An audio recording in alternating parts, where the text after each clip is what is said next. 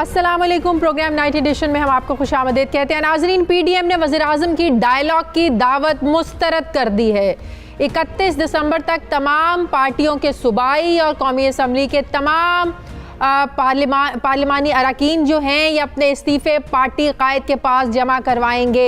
PDM का सरबराही इजलास आज इस्लामाबाद में हुआ, जिसके बाद मीडिया नुमाइंदों से बात करते हुए मौलाना फजलुर रहमान ने कहा कि 13 दिसंबर को मीनारे पाकिस्तान पर ही जलसा होगा। अगर हुकूमत ने किसी किस्म की रुकावट डालने की कोशिश की तो मुल्तान से भी कहीं ज़्यादा बुरा हशर किया जाएगा।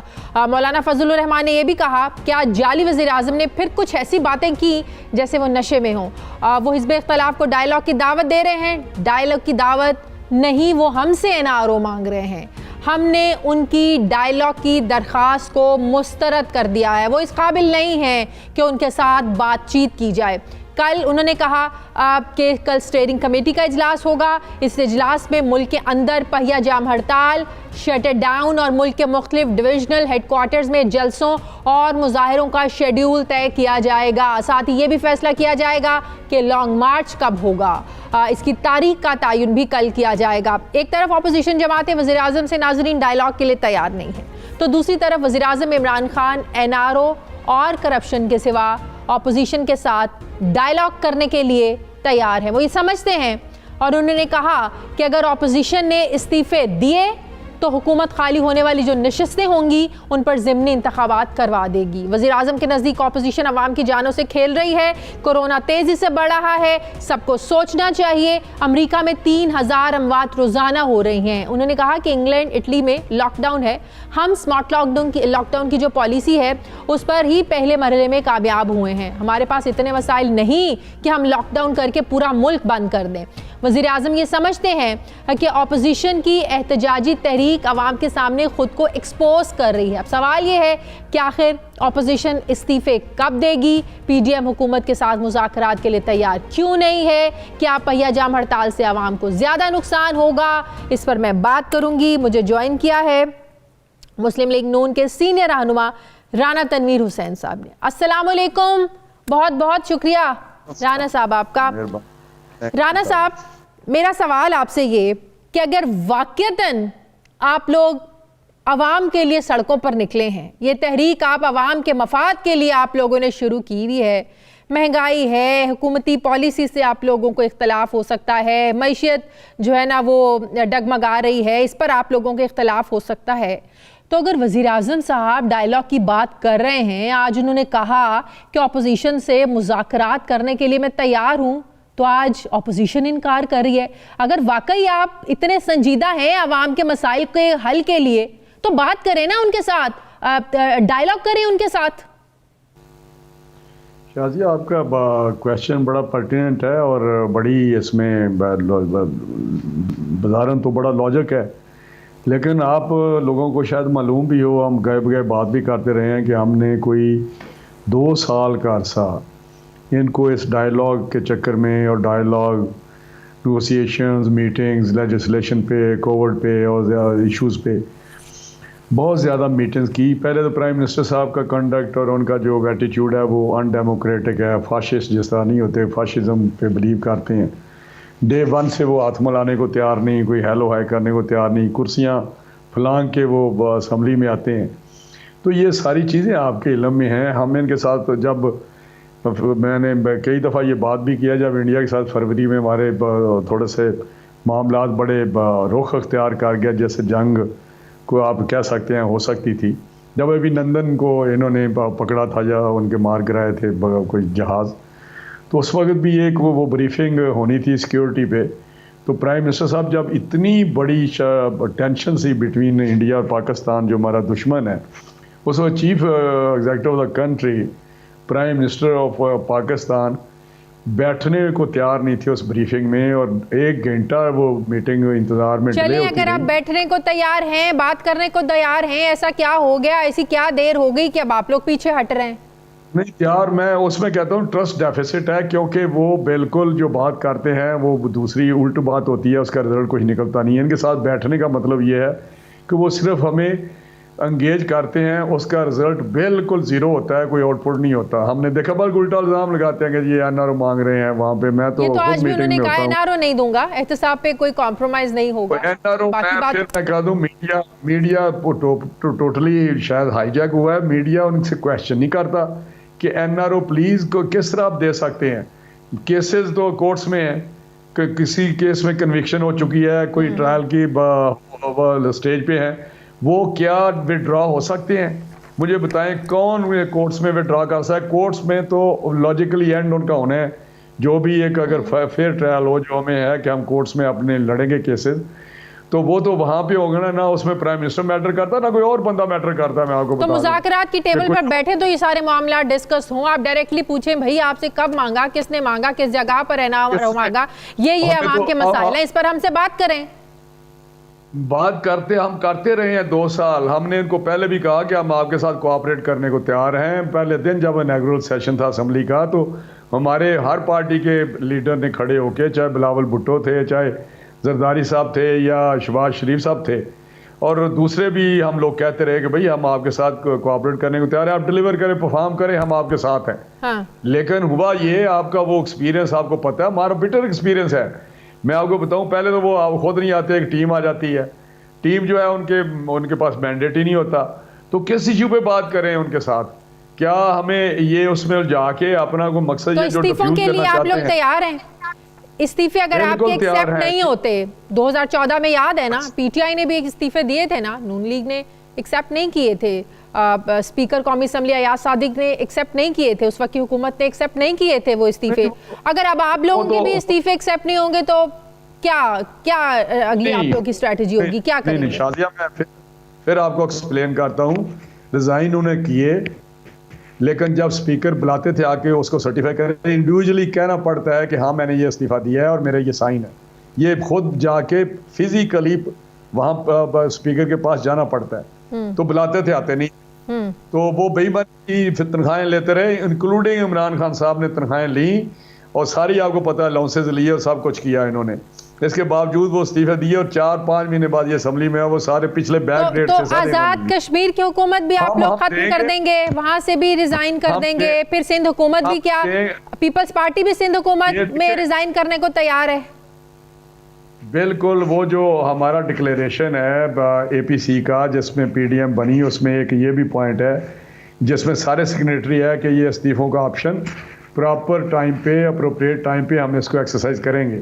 तो आज जो पीडीएम की मीटिंग हुई है उसमें आपने देखा कि उन्होंने फैसला किया है कि सारे लोग अपनी पार्टी का दीन के पास जमा करा देंगे इस्तीफे, और आपको पता चल जाएगा 31 दिसंबर तक सारे इस्तीफे आ जाएंगे।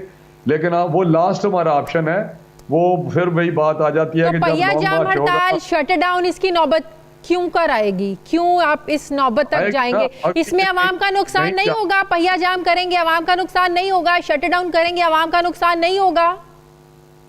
देखिए, इस गवर्नमेंट को, जो एक नाहल गवर्नमेंट है, नलायक गवर्नमेंट है, सिलेक्टेड गवर्नमेंट है, उसको भेजने का गलत तरीका, क्योंकि वो पाकिस्तान के अवाम का, इकानमी का ये वो हशर कर रहे हैं, गवर्नेंस का। कहीं कोई जो बाद इंतजामी इस वक्त अरूज पे है, रिश्वत अरूज पे है, तो ये सारी चीज़ों से छुटकारा हासिल करने के लिए हमारे पास डेमोक्रेटिक जो तरीके हैं वो यही हैं। हम जुलूस निकालें, पुरअमन जुलूस निकालें, हम लॉन्ग मार्च पुरअमन करें, धरने पुरअमन दें, शटर डाउन की कॉल दें। अगर एक देखें, वो कहता है जी मुझे आप जानते नहीं हैं, मुझे आप लोग जानते नहीं हैं। भाई अगर कोई हुक्मरान इस तरह की बातें करें तो वो फिर होता है कि इनसेंसिटिव है to the issues, to the problems of people of Pakistan. जब पाकिस्तान के लोग 22 करोड़ बेचैन हैं, बेचैनी में रह रहे हैं, उनको 2 वक्त की रोटी नहीं मिल रही, गैस का बिजली का बिल नहीं दे सकते, बच्चों को फीस नहीं दे सकते, तो मैं सकता हूँ इसको खुद स्टेप डाउन करना चाहिए। और आपने दे दिया इस्तीफा? लोग इस्तीफे जमा करवाने शुरू कर दिए है ना, आप कब दे रहे हैं इस्तीफा? मेरा तो इस्तीफा मैंने तो आज से पूछे या सादिक साहब से, मैंने लिख के स्पीकर के नाम डायरेक्ट इस्तीफा दिया था। अच्छा। तो मैं जा रहा था देने, तो उन्होंने फाड़ दिया, तो मेरा इस्तीफा तो हाजिर है। मैं तो सुबह लिख दूंगा, मैंने तो साइन करके रखे हुए हैं। अच्छा। पूछे या सादिक साहब से, मैंने तो उसमें एम्बिग्यूटी नहीं छोड़ी। आई हेयर बाई मैंने लिखा था कि my dear speaker, I hereby tender my resignation as a protest. वो जो थी वो 2-3-4 रीजन तो पूछ लें उससे। तो उसने कहा कि अभी नहीं जरूरत, जब टाइम आएगा दे देना। मैं तो 31 दिसंबर से पहले ज़ाहिर है फिर देना पड़ेगा, सारे देंगे, सारे देंगे सारे। बहुत शुक्रिया। मुस्लिम लीग नून के रहनुमा तनवीर हुसैन साहब मेरे साथ थे। मुझे प्रोग्राम में नाज़रीन एक ब्रेक लेनी, वापस आते हैं थोड़े से वक्फे के बाद।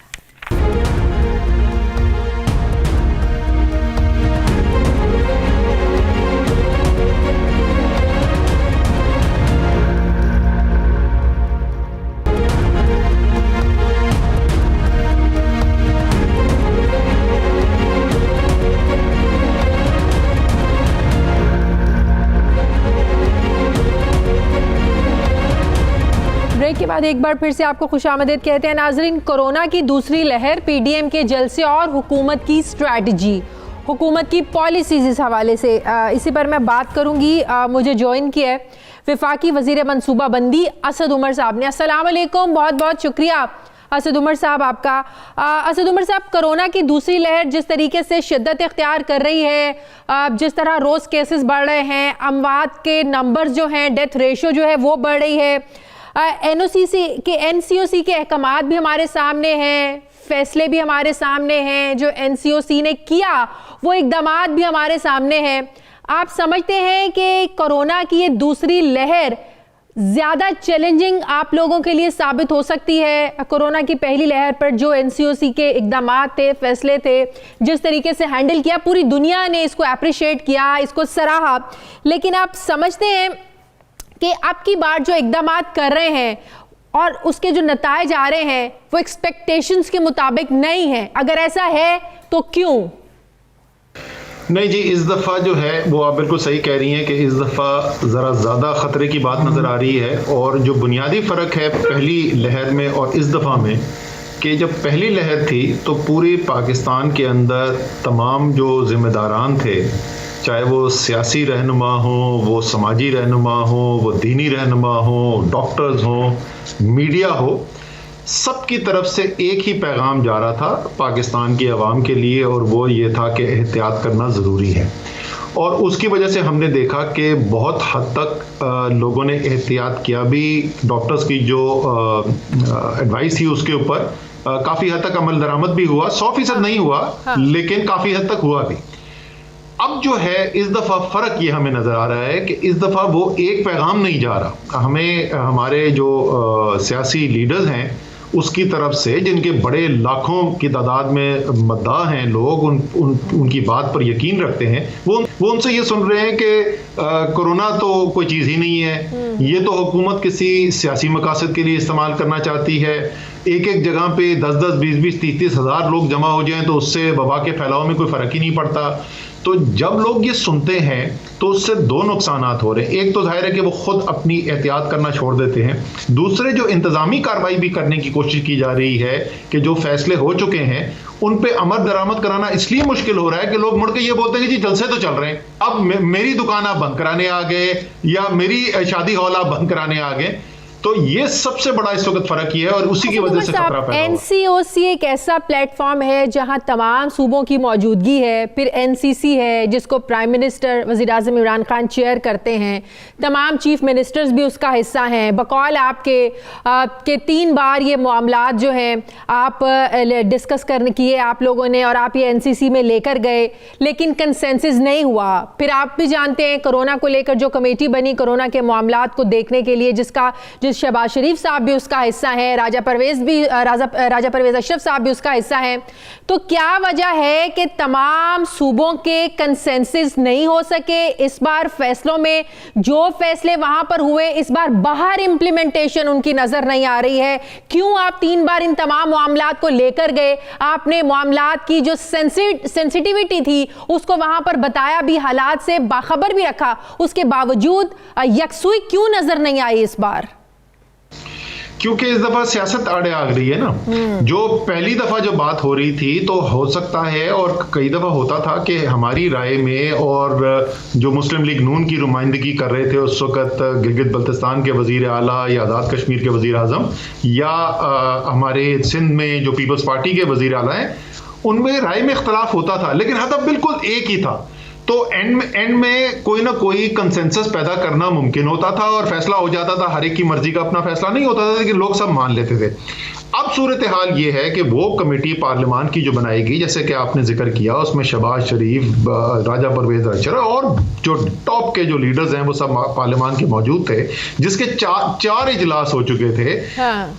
उस कमेटी को उन्होंने, जब इजलास हमने बुलाया तो उन्होंने वो मानने को से इनकार कर दिया। उन्होंने वजीर अपने स्पीकर साहब के इस्तेकाक को चैलेंज कर दिया कि वो ये ऐसी कोई कमेटी बना सकते हैं कि नहीं बना सकते। जो आखिरी मीटिंग हुई थी जिसके अंदर कंसेंसस ना होने के बावजूद भी 10 नवंबर में वजीर आजम ने फैसला किया एनसीसी में कि जी अब हम इज्तिमात के ऊपर पाबंदी लगाने जा रहे हैं, 300 से ज्यादा के जो इज्तिमात हैं, तो उसके अंदर सिंध की जो नुमाइंदगी है वो की थी डॉक्टर अजरा पेचियो, जो उनकी हेल्थ मिनिस्टर हैं और आसिफ जरदारी साहिबा की हमशीरा हैं।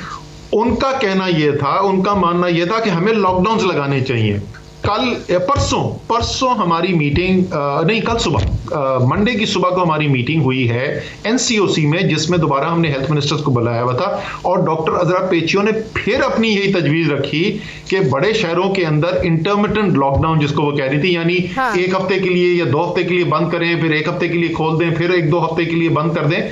वो तो ये समझती हैं कि ये करना चाहिए, लेकिन पॉलिटिकल लीडरशिप उनकी पार्टी की कहती है कि कोरोना से कोई फर्क ही नहीं पड़ता और जलसा करने से फर्क ही कोई नहीं पड़ता। तो काबीना में आज इस हवाले से क्या फैसले हुए, आपने क्या सजेशन दी और वजीर आजम साहब ने क्या डायरेक्शंस दी? देखें, कैबिनेट में एक तो ये जाहिर है कि आज जो अदाद शुमार हैं, और आज आपने देखा कि दूसरी लहर की सबसे ज़्यादा अमवात जो हैं वो कल हुई हैं और ये तादाद बढ़ती चली जा रही है, उसका सब तफसील से जायज़ा लिया गया। फिर उसके अलावा फिर मैंने बताया कि हम कल इजलास कर रहे हैं एनसीओसी का, जिसमें हमने सूबों से मुशावरत की है और उनसे पूछा है कि मज़ीद क्या इक़दाम लेने की ज़रूरत है। तो कल हम अपनी सिफारिशात मुरतब कर लेंगे और परसों मैंने उनसे दरख्वास्त की है वज़ीर आज़म से कि एनसीसी का इजलास बुलाया जाए, दोबारा से वज़ीर आला को बुलाया जाए। और तो ऐसे में तमाम वज़ीर आला जब आएंगे, जब सिंध के वज़ीर आला वहाँ पर आएंगे, सिंध के जो फैसले होंगे या सिंध की जो सजेशंस होंगी, क्या उसकी वैल्यू होगी? पीडीएम का हिस्सा हैं, वो तो तहरीकें चला रहे हैं, वो तो जलसे जुलूस कर रहे हैं, वो तो 13 दिसंबर को लाहौर में एक बड़ा जलसा पीडीएम करने जा रही है। तो ऐसे में तो बड़ा मुतजाद इन लोगों के जो है ना वो इक़दामात हैं। एनसीओसी में का भी हिस्सा भी हैं ये लोग, वहाँ सजेशंस भी देते हैं, वहाँ के फैसलों को मानते भी हैं, लेकिन बाहर जब इम्प्लीमेंटेशन करने की बात आती है तो इनके वो बिल्कुल फ़र्क हो जाते हैं इनके इक़दामात। अब यही तो मुश्किल हमें सामने आ रही है ना, कि देखें अभी जैसे मैंने आपसे जिक्र किया था कि कल का मैंने जिक्र किया, डॉक्टर अजरा पेचियो न सिर्फ सिंध की पीपल्स पार्टी की हुकूमत की हेल्थ मिनिस्टर हैं, वो आसिफ जरदारी की हमशीरा हैं और वो ये कह रही हैं, क्योंकि वो हेल्थ के सेहत के पहलू से देख रही हैं, वो सियासत के पहलू से नहीं देख रही हैं, और वो कह रही हैं कि सूरत हाल ऐसी है। और आपको पता है सबसे ज़्यादा इस वक्त जो केसेस हो रहे हैं पाकिस्तान में, तकरीबन पूरे पाकिस्तान के निस्फ केसेस जो हैं वो तो सिर्फ कराची में हो रहे हैं। तो वो तो कह रही हैं कि बड़े सख्त इकदाम करने की ज़रूरत है, लेकिन जब आखिरी फैसले की बारी आती है तो उस वक्त सियासत बीच में आ जाती है। हाँ। तो हमारी तो अभी भी इनसे दरख्वास्त है, और मैं ये आपको बताऊँ, मेरा अपना अब मैं सियासी तौर पर अपना एनसीओसी नहीं, मैं एक सियासतदान के तहत सोच रहा हूं, और मेरा मानना यह है कि इनको सियासी नुकसान होगा और बड़ा शदीद नुकसान होगा, क्योंकि पाकिस्तान देख रहा है कि किस तरीके से खुदगर्जी की जा रही है। वो लोग जो लॉकडाउन कहते थे, हाँ। जो कहते थे कि दिहाड़ीदार से उसकी दिहाड़ी छीन लो, जो कहते थे कि मुतवस्सित तबके के आदमी की जितनी भी बची खुची पूंजी है वो उसको चाहे बेशक खत्म हो जाए, लेकिन लॉकडाउन जरूर करो। वो ये कहते हैं कि अगर लोग मर भी जाएं, अस्पताल भर भी जाएं, लोगों का रोजगार छिन भी जाए, तो मैंने अपनी सियासत नहीं छोड़नी। मेरे ख्याल में इसका सियासी नुकसान होगा। नहीं तो असद उमर साहब, आप नहीं समझते जिस तरीके से हुकूमत ने जलसों को हैंडल किया वो ठीक नहीं था, कोई वाज़ेह पॉलिसी नज़र नहीं आई, हुकूमत हमें कंफ्यूज नज़र आई। इवन के हुकूमत के अपने अंदर, अपने लोगों के अंदर इख्तलाफ था। एक तबका ये था हुकूमत के अंदर जो कहता था कि जलसों को नहीं रोकना चाहिए, एक तबका ऐसा था कि बिल्कुल रोकना चाहिए, कानून को इस्तेमाल करना चाहिए, डंडे के इस्तेमाल से इनको रोकना चाहिए, हुकूमती रिट को चैलेंज नहीं होने देना चाहिए। अब एक तरफ कह रहे हैं कि हम जलसे नहीं रोकेंगे, जमहूरी अमल है, चलता रहना चाहिए, इनका हक है। दूसरी तरफ वज़ीर आज़म साहब कहते हैं जो कुर्सियां लगाएगा, साउंड सिस्टम लगाएगा, हम उनको पकड़ेंगे। या तो कुछ होता है या कुछ नहीं होता। तो हुकूमत बीच में खड़ी होकर कंफ्यूज क्यों है? या मुकम्मल इजाज़त दें या मुकम्मल रोकें, जैसे भी रोकें। अच्छा, वो साउंड सिस्टम और जो कुर्सी वाला है ना, उसको तो मैं बता दूं कि ये कानून का मुसलमा असूल है कि कोई और अगर किसी ने उससे बड़ा जुर्म किया हुआ है तो आपको जुर्म की माफी नहीं होती। तो जुर्म तो वो भी कर रहे हैं, और वो जुर्म मैं इसलिए कह रहा हूं, इसलिए नहीं कि मेरी जाती राय है। हाई कोर्ट फैसला दे चुका है। हाई कोर्ट ने कहा है कि एनसीओसी के फैसले जो हैं और एनसीसी के फैसले जो हैं वो हतमी हैसियत रखते हैं और उनको कोर्ट में चैलेंज भी नहीं किया जा सकता, इसलिए ये गैर कानूनी इस वक्त इज्तिमा हो रहे हैं। लेकिन ये वाकई में आपकी बात दुरुस्त है कि इस वक्त अगर आप एक पहलू से देखें तो उसूलन तो अगर हम सिर्फ कानून के ऊपर अगर अमल दरामद करें, अगर हम बाकी सब पहलू छोड़ दें, हाँ। तो हमें तो ये लोग जो कानून की खुल्लम खुला खिलाफ वर्जी कर रहे हैं, ये पीडीएम के तमाम लीडर्स जो हैं, इनको तो उठा के एफआईआर काट के इनको जेल में डाल देना चाहिए, क्योंकि ये लोगों के रोजगार को भी खतरे में डाल रहे हैं और लोगों की सेहत को भी खतरे में डाल रहे हैं। हुकूमत का काम है ना, अगर कोर्ट ने कोई ऑर्डर दिया है तो उसको इंप्लीमेंट करवाना हुकूमत का काम है। कल मरियम नवाज ने रैली निकाली, जुलूस निकाले, किसी ने नहीं रोका। किसी ने इस बात को नोटिस नहीं किया कि एसओपीज पर अमल किया जा रहा है, नहीं किया जा रहा, क्यों इतनी गैदरिंग जमा है, किसी ने नहीं रोका। लेकिन मैं वही अर्ज कर रहा हूं ना, देखें, लेकिन ये हम नहीं हकीकत से इनकार कर सकते कि ये एक जमहूरी अमल है। पाकिस्तान एक पार्लिमानी जमहूरियत है, यहाँ पे मुख्तलिफ सियासी पार्टियां हैं, और हमारा मानना ये है कि ये तमाम मीडिया जो इस वक्त हमसे ये सवाल पूछ रहा है कि एक्शन क्यों नहीं ले रहे, अगर वजीर आजम ने ये फैसला कर लिया और लोगों को उठा उठा के बंद करना शुरू कर दिया तो एकदम से सारे पाकिस्तान का बयानिया ये हो जाना है कि तरीके इंसाफ की हुकूमत जो है घबरा गई, परेशान हो गई, और ये तो डिक्टेटरशिप आ रही है, जमहूरियत खतरे में पड़ गई। तो इसमें, जैसे मैंने कहा, इसमें कोई शक ही नहीं कि सियासत जो है वो आड़े आ रही है फैसले साजी की। मतलब ये हुआ, आप लोग इस्लामाबाद भी जाने देंगे बगैर किसी रुकावट के, कोई रुकावट नहीं डालेंगे, इस्लामाबाद पहुंचे। आप लोगों का 126 दिन का धरना था, ये 126 दिन से ज़्यादा का धरना भी दें, आप लोगों को एतराज़ नहीं होगा, आने देंगे आप लोग इस्लामाबाद, राइट? अच्छा, अगर कोरोना एक सेकंड के लिए हम अलग कर देना तो बिल्कुल 100% हमारा यही यकीन है कि जिधर जलसा करने देते हैं जलसा करने दें, इस्लामाबाद आना चाहते हैं इस्लामाबाद आने दें। वो परेड ग्राउंड का हुक्म हुआ है, हमने भी उसको फॉलो किया था जब से वो हुक्म हुआ है, परेड ग्राउंड जाके बैठ जाएं, 126 नहीं 252 दिन बैठ जाएं जाके, क्या सेहत पे असर पड़ेगा? देखें, अभी तक जलसे जो हुए, गुजरांवाला का जलसा आपके ख्याल में कोई कामयाब जलसा था? फ्लॉप जलसा था। मुल्तान उससे भी बड़ा फ्लॉप जलसा था। तो हमें तो कोई सियासी नुकसान नहीं हो रहा इनके जलसों से। पेशावर जो है कि इंतहाई कमजोर जलसा था, सो हमें सियासी नुकसान तो कोई नहीं है। मसला सिर्फ ये है कि मैं चाहे पसंद करूं या ना करूं, मैं ये मास्क लगा के बैठा हुआ हूं क्योंकि एक चीज है जिसका नाम कोरोना है, एक अजाब है जो हम सबके ऊपर, सारी दुनिया के ऊपर नाजिल हुआ है इस वक्त, और वो कोरोना है। और इसलिए मैंने लोगों की सेहत का भी ख्याल रखना है। मैं सिर्फ आपको जल्दी से ये भी बता दूं कि कितने हालात खराब होते जा रहे हैं। हमारे पास इस वक्त अस्पतालों में जो मरीज ऑक्सीजन के ऊपर मौजूद हैं, वो जो पहली लहर में मेरी सबसे ज्यादा तादाद पहुंची थी, मैं उसके तकरीबन 80% पे पहुंच चुका हूं। तो जिस रफ्तार से और जिस रफ्तार से ये बढ़ता चला जा रहा है, अगले 2-3 हफ्तों के अंदर हम उससे ज्यादा लोग देख सकते हैं अस्पतालों के अंदर। अच्छा। जिसका मतलब ये होगा कि अस्पताल के अंदर आपको बेड मिलने के अंदर मुश्किल होनी शुरू हो जाएगी। तो इसलिए हम अपील कर रहे हैं, कह रहे हैं कि अस्पतालों पर बोझ बढ़ेगा। पेशावर में जो ऑक्सीजन ना मिलने की वजह से असद उमर साहब, जिन 7 लोगों की डेथ हुई है, जाहिर है जिन लोगों की डेथ हुई है उनके प्यारों को सारी ज़िंदगी ये मलाल रहेगा कि शायद अगर ऑक्सीजन होती तो उनके प्यारे इस दुनिया से ना जाते, वो ज़िंदा रह सकते थे, उनको नई ज़िंदगी मिल सकती थी। तो इतनी गैर जिम्मेदारी, कौन जिम्मेदार है इस नेग्लिजेंस का? जी, इसके अंदर जो है ये ऑक्सीजन की सप्लाई का जब पहली लहर आई थी उस वक्त भी हमने बड़े इंतजाम किए थे, और इस दफ़ा भी आज से 3 हफ्ते पहले जब ये बढ़ने शुरू हुए थे केसेस, तो हमने एनसीओसी में हमाद अजहर साहब जो इंडस्ट्रीज मिनिस्टर हैं उनको बुलाया, इंडस्ट्री सेक्रेटरी ने इसके ऊपर बहुत काम किया, और सारी ऑक्सीजन सप्लाई की इंडस्ट्री के साथ हम राब्ते में भी हैं। ऑक्सीजन की सप्लाई अभी जितनी ज़रूरत है अस्पतालों में वो अल्हम्दुलिल्लाह मौजूद है, और हमारी जो प्रोजेक्शंस हैं आगे उसके मुताबिक भी ऑक्सीजन की मजमूई सप्लाई का कोई प्रॉब्लम नहीं है। हुआ ऑक्सीजन है तो ये जो पेशावर में जो हुआ ये नेग्लिजेंस थी। बिल्कुल 100% नेग्लिजेंस हुई है।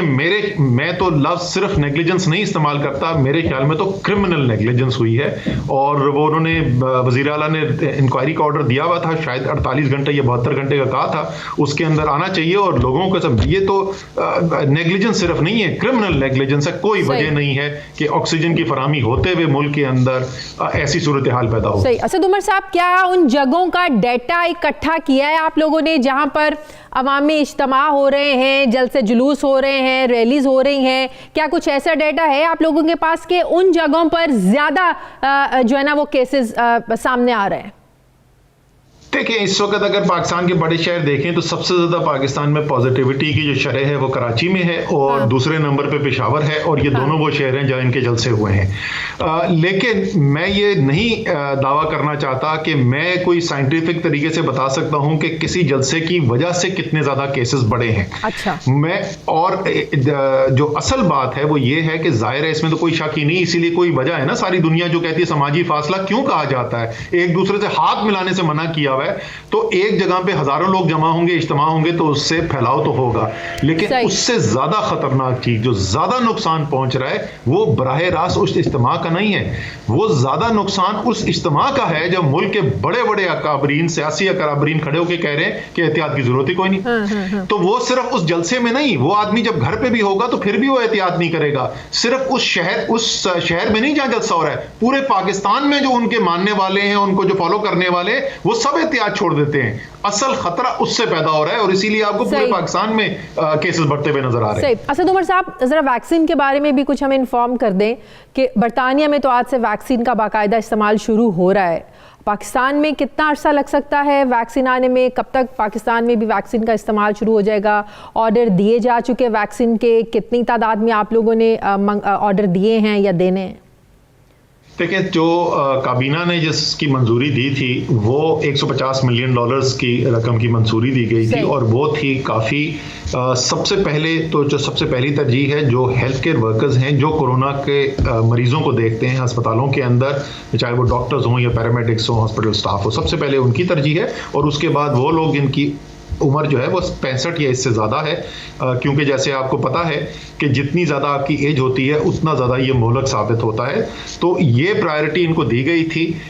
इनका जो अंदाज़ा था वो ये था कि ये अगले साल की यानी 2021 की पहली छमाही के आखिर में या दूसरी छमाही के शुरू में जो है ये बड़ी तादाद के अंदर हमें मिलेगा। इंग्लैंड में भी जो भी शुरू हुआ है अभी वो बहुत छोटी तादाद में शुरू हुआ है। अभी लार्जर जो पब्लिक है उसके लिए अभी अवेलेबिलिटी नहीं है। तो जरा ये भी बता दें, पाकिस्तान में जब अवेलेबल होगी मुफ्त मिलेगी या महंगी मिलेगी, सस्ती मिलेगी, क्या क्राइटेरिया होगा? देखिए, पब्लिक जो अस्पताल हैं वहाँ से मुफ्ती जाएगी, तमाम वैक्सीनेशन जो भी पाकिस्तानी अफोर्ड नहीं कर सकता उसके लिए मुफ्त अवेलेबल होगी।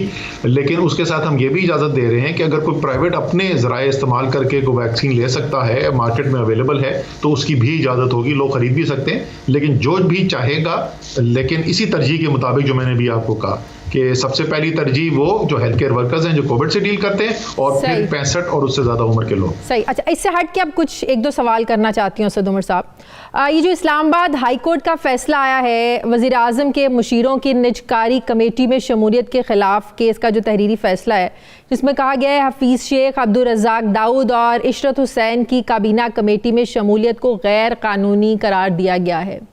तीनों मुशीरान के पास बड़े पोर्टफोलियोज़ हैं, बड़े मामलात को ये देखते हैं। आप भी इस कमेटी का हिस्सा हैं, रेलवे के मामलात, PIA के मामलात, स्टील मिल्स के मामलात। तो अब जब ये आप हिस्सा नहीं रहेंगे इस कमेटी का, तो ये बड़े मामलात कैसे हैंडल होंगे? पोर्टफोलियो इनके पास है, कौन देखेगा फिर इन मामलात को? कैसे आप लोगों के साथ डिस्कस करेंगे? जी, आज जो है वो इसके ऊपर कुछ इब्तदाई बात हुई थी काबीना की मीटिंग के अंदर, लेकिन उसके बाद वो तफसीली उसके बाद मीटिंग बाद में होनी थी। अब देखें क्या फैसला होता है कि क्या हम सुप्रीम कोर्ट के अंदर हुकूमत जाके एक एप्लीकेशन फाइल करती है, रिव्यू के लिए पिटीशन फाइल करती है, या फैसले से कंप्लाई करती है। अगर ज़ाहिर है फैसले से कंप्लाई करेंगे तो वो इन अटेंडेंस तो हो सकते हैं, जिस तरह काबीना की मीटिंग के अंदर भी ये सब लोग जो हैं वो शिरकत करते हैं, लेकिन फेडरल गवर्नमेंट की डेफिनेशन में नहीं आते। वो बड़ी वाज़े तौर पे डिफाइंड है। वज़ीर आज़म और वफाकी वज़ीर जो हैं वो वफाकी काबीना होते हैं, बाकी लोग जो अटेंड करते हैं। लेकिन ये भी कहा गया है कि मुशीर भी काबीना को रुकन नहीं और काबीना इजलास में शामिल नहीं हो सकता, ये भी कहा गया है फैसले में। ये तो हर मंगल को जो सेशन होता है तमाम ये मुआविनीन खुसूसी मुशीरान बैठते हैं, बैठने से मना नहीं किया है। वो नहीं कहा गया है, ये कहा गया है, फैसले में लिखा है कि काबीना इजलास में शामिल नहीं हो सकते। अच्छा, ये सरप्राइजिंग है क्योंकि पहले से ये तो बिल्कुल था कि वो काबीना के मेंबर नहीं है, जैसे मैंने कहा वो तो बिल्कुल हमें क्लियर है। और अगर आप जो इसके आता है एजेंडा जो आता है काबीना का, अगर आप उसको देखें तो उसमें लिखा होता है ऊपर कि किस किस को एड्रेस्ड है और फिर नीचे लिखा होता है बाय स्पेशल इन्विटेशन, और उसमें सारे जो मुशीर हैं और SAPMs हैं उनका नाम होता है। तो ये मुझे इसके बारे में इल्म नहीं था क्योंकि हम तो ज़्यादातर काबीना की मीटिंग में बैठे हुए थे कि आज उन्होंने कहा है कि मीटिंग में ही नहीं शिरकत कर सकते। तो ये देखना होगा, जाहिर है इसके जो हुकूमत जो है वज़ीर आज़म इसको बैठ के अपने मुशीरों के साथ कुछ डिस्कशन करने के बाद ही फैसला किया जाएगा। आप नहीं समझते क्या इतने बड़े पोर्टफोलियो जो हैं वो इलेक्टेड लोगों के पास होने चाहिए? देखें, आइन के अंदर अगर इसकी इजाज़त दी गई है तो आइन लिखने वालों ने वो सारे इलेक्टेड लोग ही थे, तो उन्होंने कुछ सोच समझ के लिखा होगा। और सिर्फ ये आइन लिखा नहीं उन्होंने, और जाहिर है वो 1973 में आइन बना था। 1973 के बाद से निस्फ सदी गुजर चुकी है, इतनी हुकूमतें आई हैं, किसी ने भी उसको कानून से खारिज नहीं किया। इसका मतलब जो भी पाकिस्तान में हुकूमत करता रहा है वो ये समझता है कि बड़ी तादाद में तो जाहिर है ये हक जो है हुकूमत करने का वो उन लोगों को है जिनको अवाम ने वोट डाले हैं। लेकिन साथ साथ इसका भी ख्याल किया गया है कि पार्लिमानी निज़ाम के अंदर हो सकता है ऐसे लोग जो टेक्निकल एक्सपर्टीज रखते हैं वो बराह रास्त इलेक्शन जीत कर ना आ सकें, और उसकी भी गुंजाइश रखी गई है आइन के अंदर कि उनको भी वजीर आजम अपनी मर्जी के मुताबिक उनसे भी मशवरा ले सके और उनको भी इस्तेमाल किया जा सके अमूर हुकूमत चलाने के लिए। सो ओवरऑल तो इसमें कोई शक नहीं है कि लीड जो है वो जो है वो लीड इलेक्टेड लोगों के पास होनी चाहिए। वजीर आजम इलेक्टेड आदमी है, 5 या 6 हल्कों से जीत कर आए हैं, पाकिस्तान के अवाम ने उनको मुंतखब किया है और पाकिस्तान के अवाम ने उनको ये भी हक दिया है कि वो अगर किसी से लेकिन इकोनॉमी एक ऐसे बंदे की, एक ऐसे शख्स की जेब में जो इलेक्टेड नहीं है। हफीज शेख साहब इलेक्टेड नहीं और वो इकोनॉमी चला रहे हैं, उनकी जेब में सारे मुल्क की इकोनॉमी। पहली बात तो जेब में बेचारे की नहीं डाली हुई है, उसके कंधों में बहुत जरूर डाला हुआ है जिम्मेदारी का। देखिए एंड में जो है फैसले तो शाजिया वो तो कलेक्टिव डिसीजन मेकिंग होती है ना कैबिनेट की, तो असद उमर मुड़ के ये नहीं कह सकते कि वो तो हफीज शेख का फैसला था। जब आखिर में कोई फैसला है तो फिर उसको सब हम ऑन कर रहे हैं, वजीर आजम ऑन कर रहे हैं। और जैसे मैंने कहा कि वजीर आजम को ही वोट मिले हैं, असद उमर को तो वोट नहीं दे के लोगों ने भेजा, असद उमर को वोट पड़ा है क्योंकि वो इमरान खान के उस पर टिकट पे इलेक्शन लड़ा था। तो मेरे ख्याल में इमरान खान को अपनी टीम बनाने की इजाजत होनी चाहिए। अब आप आइन छोड़ दें, अब आप मुझसे सिर्फ एक मैनेजमेंट के स्टूडेंट के तहत मैं जवाब दे रहा हूं कि अगर पाकिस्तान के अवाम ने इमरान खान पे एतमाद किया है और उनको जिम्मेदारी दी है कि आप अमूर हुकूमत चलाएं, तो मेरे ख्याल में आइन के अंदर गुंजाइश होनी चाहिए कि इमरान खान अपनी मर्जी की। इसका मतलब ये हुआ अगले हफ्ते तक ये फैसला करना होगा कानूनी माहिरीन से तय करके कि ज़ाहिर जो फैसला है इसको इम्प्लीमेंट भी करने, और अगले सेशन में ये लोग बैठ सकते हैं या नहीं बैठ सकते। थैंक यू वेरी मच, बहुत बहुत शुक्रिया। वफाकी वजीर मनसूबाबंदी असद उमर साहब मेरे साथ थे। नाज़रीन, मुझे प्रोग्राम में एक ब्रेक लेनी है, वापस आते हैं एक छोटे से वक्फे के बाद।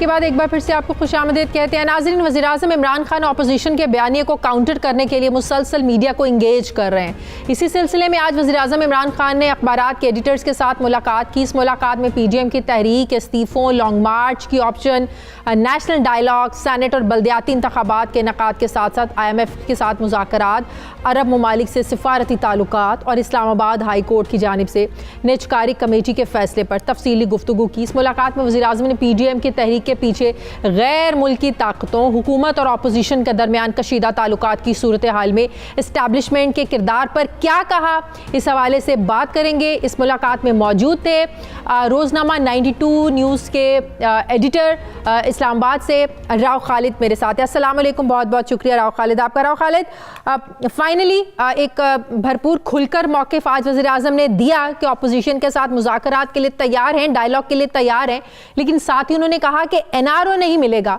क्या वहाँ किसी सहाफ़ी ने पूछा कि भाई अपोजिशन तो कब से कह रही है, आप हमें बताएं आपसे NRO किसने मांगा, कब मांगा, किस जगह पर मांगा? और साथ ही उन्होंने क्या ये डिफ़ाइन किया कि मुज़ाकरात में पहल कौन करेगा, हुकूमत की तरफ से पहल होगी या वो इंतज़ार करें कि अपोजिशन पहल करे, या तीसरी कोई कुव्वत बीच में आए, या उसको कहें कि आप अपोजिशन को इंगेज करें, टेबल टॉक पर लेकर आएँ? क्या कहा इस पर आज वज़ीर आज़म ने? जी बिल्कुल, सवाल एक्चुअली यही हुआ था कि आप प्राइम मिनिस्टर हैं, आप हुकूमत हैं, इस सिचुएशन को डिफ्यूज़ करना आप पे सबसे बड़ी ज़िम्मेदारी आपके ऊपर है। तो उन्होंने कहा कि बात यह है कि जी मैं बिल्कुल तैयार हूँ डिफ्यूज़ करने के लिए, मैं नेशनल डायलॉग के लिए तैयार हूँ NRO के अलावा। मसला ये है कि जब भी इनसे बात करते हैं असम्बली में, इन्होंने इंतखाबात पे कहा हमने कमीशन बनाने का कह दिया, ये उससे भाग गए।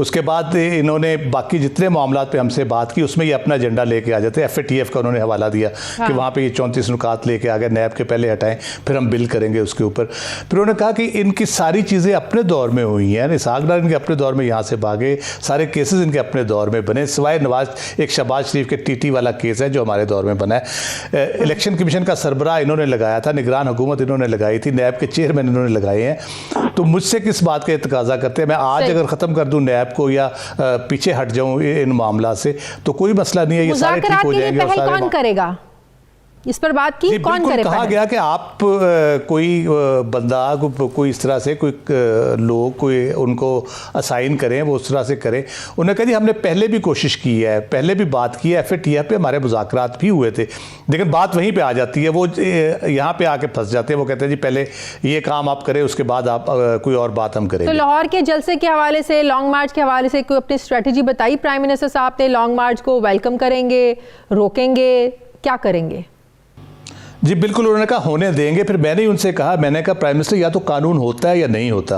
एक तरफ आप कह रहे हैं कि जलसों पे पाबंदी है, दूसरी तरफ आप कह रहे हैं जी जलसा हम होने भी देंगे। तो ये किस किस्म के कानून का इत्तलाक है कि आप कह भी रहे और नहीं भी रोक रहे?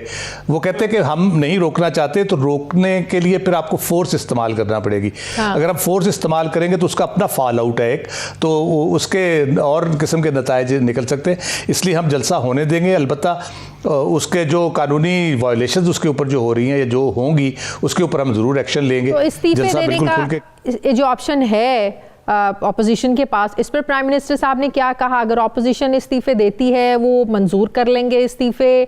और क्या इतनी जल्दी इलेक्शन, इतनी बड़ी तादाद में, ज़ाहिर है 130-40 सीटें तो होंगी जिस पर इलेक्शंस करवाने होंगे, ज़िमनी इलेक्शंस, तैयार है हुकूमत इतनी बड़ी तादाद में इतनी बड़ी सीटों पर इलेक्शंस करवाने के लिए? जी उन्होंने कहा, उन्होंने तो बड़ा एतमाद से कहा जब ये पूछा गया कि जी अपोजिशन इस्तीफे देने का फ़ैसला आज कर रही है, मीटिंग उनकी हो रही है और पॉसिबिलिटी है कि वो फैसला इस पर कर ले। उन्होंने कहा जी दें इस्तीफे, हम फ़ौरन इलेक्शन करवा देंगे। तो उस पर ज़िमनी सवाल हुआ कि क्या मुश्किल नहीं होगी, आपको इतने सारे इस्तीफे होंगे? उन्होंने कहा नहीं कोई मुश्किल नहीं होगी, कोई ऐसा मसला नहीं है। हम अच्छा, PDM की तहरीक के पीछे उन्होंने कहा गैर मुल्की ताकतों का हाथ है, किस कॉन्टेक्स्ट में उन्होंने ये बात की? क्या सवाल हुआ था उनसे? ये बुनियादी तौर पर सवाल ये हुआ था कि जो PDM का एतमाद बढ़ता जा रहा है, उस पर जोश जज्बा ज़्यादा आ रहा है, तो आप समझते हैं कि उनको किसी की पीछे से पुश है या आशीर्वाद है। तो उन्होंने कहा कि ये थ्योरी, साजिशी थ्योरी बेची जा रही है कि कोई एस्टेब्लिशमेंट कुछ सपोर्ट कर रही है, कुछ किस्म की बात है। कहते हैं ऐसी कोई बात नहीं है, अलबत्ता ये बहरहाल रहा है कि पाकिस्तान को कुछ मुल्की इत्तेहाद है जो पाकिस्तान को मजबूत नहीं देखना चाहता।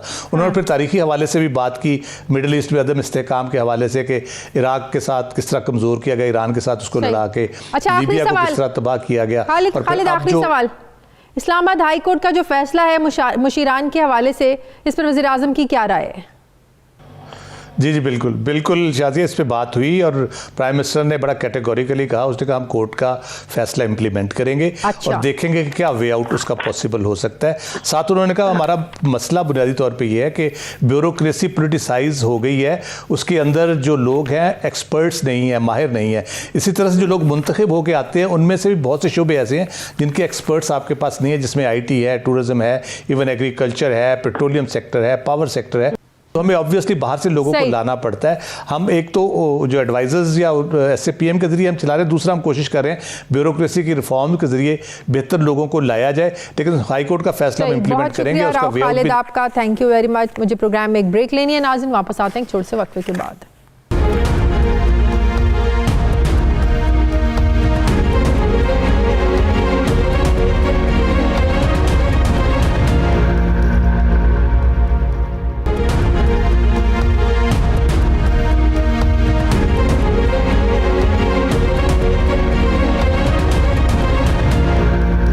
नाज़रीन, दुनिया ये जानती है कि भारत दहशतगर्दी को फ़रोग देता है। भारतीय दहशतगर्दी के हवाले से आलमी इदारे अपनी रिपोर्ट्स शाया कर रहे हैं। गुज़श्ता महीने दी इकोनॉमिस्ट ने अपनी रिपोर्ट में भारत पे सो कॉल्ड जमहूरियत को बुरे तरीके से एक्सपोज किया। इंसानी हुकूक की खिलाफ वर्जियों पर अब भारत के ऊपर आलमी प्रेशर बढ़ता जा रहा है। गुज़श्ता 13 दिनों से हम देख रहे हैं कि भारतीय किसान अपने हुकूक के लिए दिल्ली के बॉर्डर्स पर एहतजाजी धरना दिए बैठे हैं, लेकिन मोदी सरकार टस से मस नहीं हो रही है, बल्कि उल्टा किसानों के खिलाफ एक्शन लेने के लिए भारतीय मीडिया ये प्रोपेगेंडा कर रहा है कि एहतजाज के लिए आए हुए जो किसान हैं ये खालिस्तान तहरीक के हक में नारे लगा रहे हैं। इस प्रोपेगेंडे के बाद अब खदशात ये जन्म ले रहे हैं कि क्या मोदी सरकार एक और ऑपरेशन ब्लू स्टार कर सकती है। आज भारतीय किसानों की भारत बंद मुहिम के तहत मुल्क भर में हड़ताल हुई। किसानों की इस मुहिम को भारत की 24 सियासी जमातों की हिमायत हासिल हो चुकी है। पूरी दुनिया से इसको सपोर्ट किया जा रहा है। हड़ताल के दौरान कांग्रेस और दीगर जमातों ने मुल्क भर में जो एहतजाजी मुजाहरे हो रहे हैं, रैलियां हो रही हैं, इसको सपोर्ट किया। बहुत से इलाकों में बैंक, दुकानें और तालीमी इदारे बंद रहे, जबकि ट्रैफिक भी ना होने के बराबर थी। इस हड़ताल की हिमायत में मुंबई और लखनऊ की सब्जी, फल और गल्ले की जो बड़ी मंडियां हैं वो भी बंद रहीं। भारतीय मीडिया के मुताबिक इस हड़ताल से दिल्ली में दूध, सब्जियां और जो फलों की सप्लाई है ये बुरी तरीके से मुतासर हुई है। दिल्ली के वज़ीर आला को अब घर में नज़रबंद कर दिया गया है और हालात कशीदगी की तरफ बढ़ रहे हैं। कहा यह जा रहा है कि अगर मोदी सरकार और किसानों में मुज़ाकरात कामयाब नहीं हुए, जो अब तक नहीं हुए हैं, तो हालात बेकाबू हो सकते हैं और हंगामे फूट सकते हैं। बॉलीवुड के फनकार और मशहूर जो क्रिकेटर्स हैं वो भी किसानों के हक में अपना वोट डाल रहे हैं, किसानों के हक में बात कर रहे हैं। भारतीय क्रिकेटर युवराज सिंह के वालिद योगराज सिंह ने किसान तहरीक की हिमायत करते हुए कहा है कि मोदी सरकार चाहे फौज ले आए या CRP या फिर BSF या टैंक लगा दिए जाएं, किसान तहरीक नहीं रुकेगी। दुश्मनी का जो किस्सा जोड़ा गया है इसे हम पश्तों तक निभाएंगे। ऐसे ही बयानात दीगर किसान रहनुमाओं की जानिब से भी दिए जा रहे हैं। सवाल ये है कि मोदी सरकार और किसानों की बढ़ती हुई जो कशीदगी है इसका नतीजा क्या निकलेगा। क्या भारतीय हुकूमत मतनाज़े शहरियत बिल पर होने वाले एहतजाज की तरह इस एहतजाज पर भी ताकत का ही इस्तेमाल करेगी। कभी मतनाज़े शहरियत बिल पर एहतजाज हमें नज़र आता है, कभी किसानों का एहतजाज है, कभी आर्टिकल 370 ख़त्म करने पर एहतजाज होता है। क्या यह एहतजाज भारत को डोमेस्टिकली अंदर से कमज़ोर कर रहे हैं? दूसरी तरफ भारतीय आर्मी चीफ ने तारीख में पहली बार अमारात और सऊदी अरब का दौरा किया है। मशरिक़ वस्ता में होने वाली सियासी तब्दीलियों के पेश नज़र इस दौरे के खित्ते पर क्या असरात मुरतब हो सकते हैं और पाकिस्तान के लिए इस दौरे में क्या मैसेज है। मैं बात करूंगी दिफाई तज्ज़ियाकार जनरल रिटायर्ड नईम खालिद लोधी साहब ने मुझे ज्वाइन किया। अस्सलाम वालेकुम, बहुत बहुत शुक्रिया जनरल साहब आपका। वालेकुम अस्सलाम, थैंक यू। जनरल साहब, आज पूरे इंडिया में किसान जो है वो हड़ताल कर रहे हैं। मुल्क गिर हड़ताल का आज उसकी कॉल दी गई थी। सिर्फ इंडिया में नहीं, पूरी दुनिया में किसानों के हक में बात हो रही है। कैनेडियन वज़ीर आज़म बात कर रहे हैं, अब बरतानिया में मुज़ाहरे हो रहे हैं, अमेरिका में मुज़ाहरे हो रहे हैं। हुकूमत के साथ मुज़ाकरात के कई दौर भी हुए लेकिन नाकाम हुए। पॉलिटिकली डायमेंशंस में अगर मैं आपसे ये पूछूं, इतने बड़े पैमाने पर क्या अहमियत है इस एहतजाज की, कैसी तब्दीली आ सकती है, आप क्या देख रहे हैं?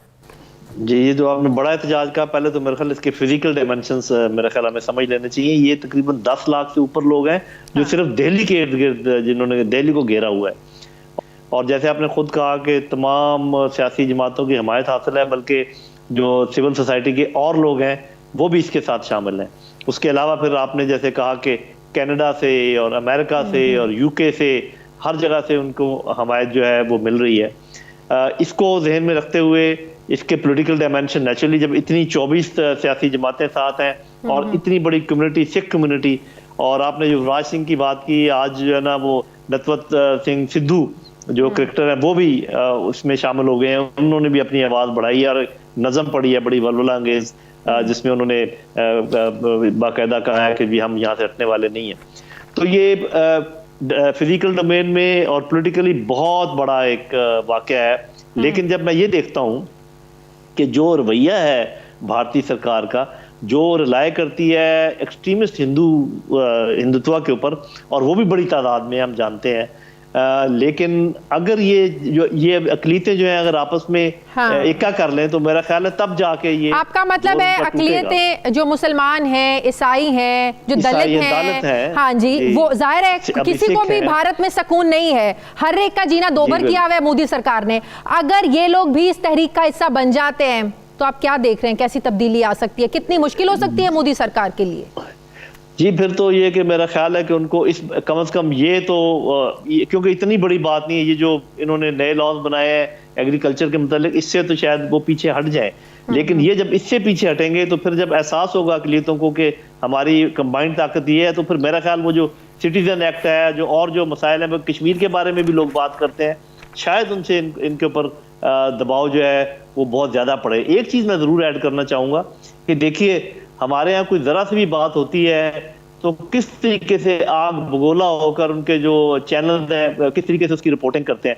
मैं समझता हूँ कि हमारे चैनल ने ज़्यादा रिस्पॉन्सिबिलिटी का सबूत दिया है कि उसको ऐसे ही रिपोर्ट किया जैसे कि वो चीज़ है, और ये नहीं कहा कि जी ये एक टूट रहा है भारत और अलग एक बन रहा है, हालांकि खालिस्तान की तहरीक इसमें शामिल है। वो खुद बहुत कुछ कर रहे हैं अपने। इसी बारे में मैं आपसे, खालिस्तान तहरीक को लेकर सिख जो हैं खालिस्तान को लेकर बड़े जज्बाती हैं, ब्लू स्टार ऑपरेशन है, फिर हमने गोल्डन टेम्पल पर जो हमला हुआ, अब इसको लेकर पूरी जो सिख बिरादरी है वो बहुत ज़्यादा जज्बाती है। आप समझते हैं कि इसके बाद जो खालिस्तान तहरीक है, एक दफ़ा हमने देखा था 80 की दिहाई में इस तहरीक ने बड़ा जोर पकड़ा था, आप समझ रहे हैं कि इस एहतजाज में खालिस्तान तहरीक जोर पकड़ सकती है? बिल्कुल, वो आप ब्लू स्टार ऑपरेशन की बात कर रही है, वहां से लेके आज तक काफी टाइम गुजरा, दरम्यान में भी आपको पता है पिछले दिनों खालिस्तान का रेफरेंडम भी हुआ है, और बड़े लोगों ने इसकी तायद की है। तो ये तो जोर पकड़ चुकी है असल में ये तहरीक, क्योंकि अगर आप तकरीरें सुने ना वहां पर लोगों की, आपने भी जरूर सुनी होंगी, मैंने भी सुनी है, तो वो इस किस्म की बात सरेआम कर रहे हैं खालिस्तान से रिलेटेड और सब कुछ। और बल्कि आपको पता है उनके कुछ रहनुमाओं ने अपील की है हमारे प्राइम मिनिस्टर से, हमारे आर्मी चीफ से, अगर ये कोई मोदी टाइप लोग हमारे लीडर होते हैं तो वो एकदम रिस्पॉन्ड करते, खड़े हो जाते हैं कि हम उनके साथ। और ये वो, मेरा अपना ख्याल ये है कि हमें एक बैलेंस्ड अप्रोच करनी चाहिए, बहुत ज्यादा घबराने की जरूरत भी नहीं है। ना सिर्फ ये कि इसको रिपोर्ट करें, बल्कि चूंकि हमारे पड़ोस में एक ऐसा काम हो रहा है जिसका स्पिल ओवर हमारे ऊपर आ सकता है, तो हम इसका दुनिया में भी प्रचार करें, और जिस लेवल तक हमें इसका काम, इस पर काम करना चाहिए, इसकी बात करनी चाहिए, वो जरूर करें। घबराने की जरूरत नहीं है। हमें ये घबराहट है शायद कि हम बात करेंगे तो वो कहेंगे जी आप ये सब कुछ करवा रहे हैं। बिल्कुल, सारी दुनिया को पता है कि ये कौन हो रहा है, तो इतनी हुकूमत को इतनी बात जरूर करनी चाहिए जितनी की जायज बनती है। अच्छा जनरल साहब, तारीख में पहली बार भारतीय आर्मी चीफ ने अमारात का दौरा किया, सऊदी अरब का दौरा किया, जो अरब ममालिक हैं वो इसराइल को तस्लीम कर रहे हैं। फिर इस खित्ते में ईरान की, सऊदी अरब की, अमेरिका और इसराइल की जो बढ़ती हुई कशीदगी है, ये किस तरह की कोई बड़ी चेंजिंग्स देख रहे हैं? खित्ते के लिए कितना ये नुकसान है इसमें? जी, नुकसान तो फायदा तो वो अपने अपनी नज़र से देखते हैं ना मुल्क, लेकिन मैं ये समझता हूँ कि ये एक बड़ी चेंज है, लेकिन इस किस्म की हिस्टोरिकल चेंजेस यकदम फर्क नहीं डालती।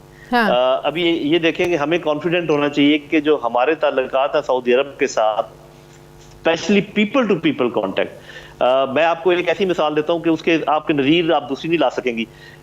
कोई ऐसा मुल्क नहीं है जिसने ये ऐलान किया हो कि मक्का और मदीना की हिफाजत के लिए हम अपना तन मन धन लगा देंगे।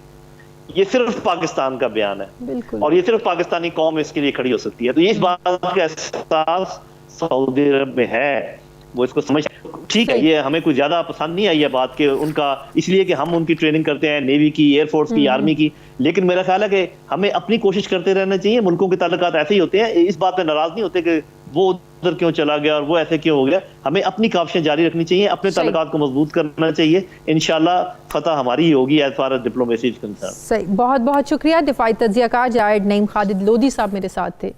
नाज़रीन, हमारे प्रोग्राम का वक्त खत्म हो गया है। प्रोग्राम के लिए आप हमें फीडबैक ज़रूर दीजिएगा। मेरी आपसे मुलाकात होगी कल। अपना ख्याल रखिएगा। अल्लाह हाफिज़।